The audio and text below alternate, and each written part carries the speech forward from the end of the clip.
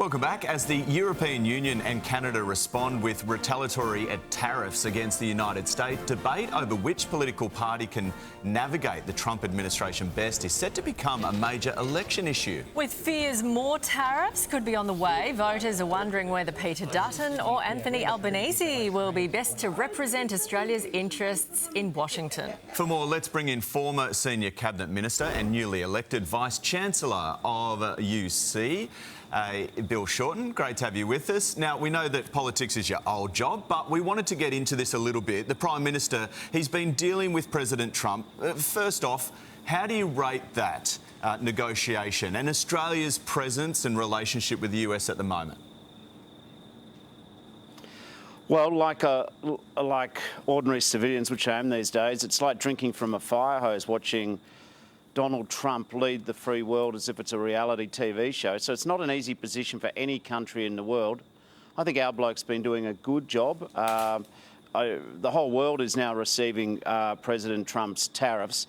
The Prime Minister has correctly said, and I think Peter Dutton's agreed with him, these tariffs are unjustified.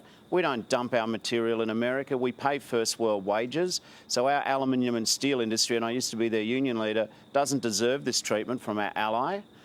So I think it's a calling for Buy Australia. I think it's a tough circumstance. We now live with an era of new unpredictability, and I think everyone's scrambling to try and make sense of it. So Dutton's saying go a bit harder. Do you think we should? Well, you know, again, I'm not there now, but Peter Dutton, if he thinks he's got a magic wand to wave, which he will miraculously have if he got elected Prime Minister, maybe they should get their wand out now and work with the government. See, at the end of the day, this is about Aussie jobs, Aussie small businesses. President Trump, we have a free trade agreement with him, but he's rewriting it like in real time as we speak. You just turn on the news and wait for the next missive about changing the rules of our engagement with the United States. I'm not so worried about our defence arrangements, but I do worry about the next sector and the next sector. I mean, It's steel and aluminium today.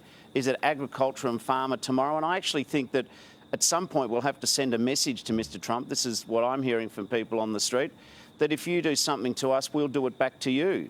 We cannot be pushed around. And if this behaviour continues, Australia might be a bit smaller than America, but we're not a soft mark, and we need to consider putting everything on the table, as I'm sure the government will be, to fight back. It's so delicate, though. We can't cop, our beef industry can't cop a tariff increase. Our wine industry can't cop a 200% increase either. So we need to tread carefully. Just finally, too, Senate committee this week told universities are out of touch. How are you planning to shake things up?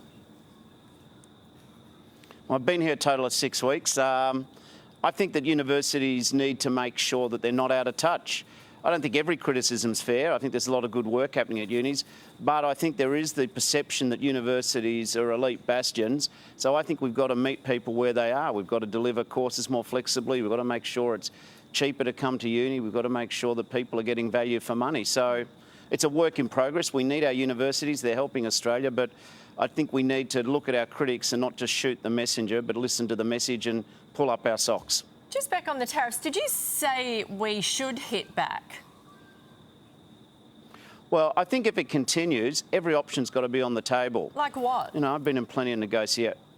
Well, at the end of the day, if they keep putting tariffs on all of our goods, then we've got to reciprocate dollar for dollar, tariff for tariff. Canada tried that, now, I don't think and we're the there EU yet. have tried that, and all he's done is ramp up their tariffs to huge amounts. Are you suggesting Australia should do that?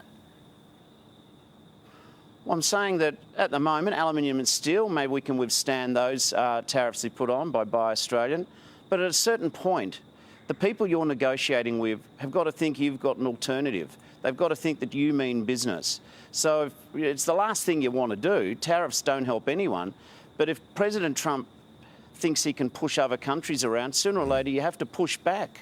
Like this is not the argument that Australia wants to be in, but I'm confident this government, and I think all reasonable Australians will say at a certain point, you push us, we push you. It's as simple as that. We mean business. We care about our jobs as much as you care about your jobs.